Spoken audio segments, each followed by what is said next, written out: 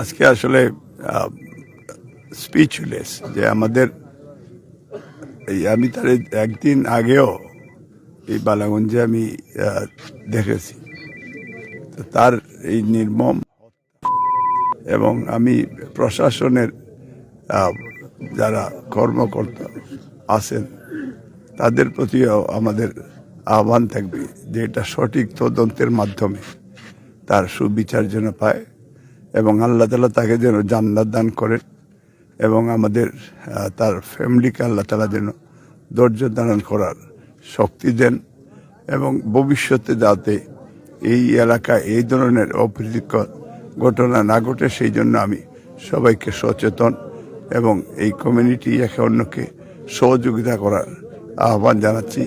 আমার পক্ষ থেকে আমিও এই বিষয়ে আমি কন্ডেম জানাই, নিন্দা জানাই, প্রতিবাদ জানাই।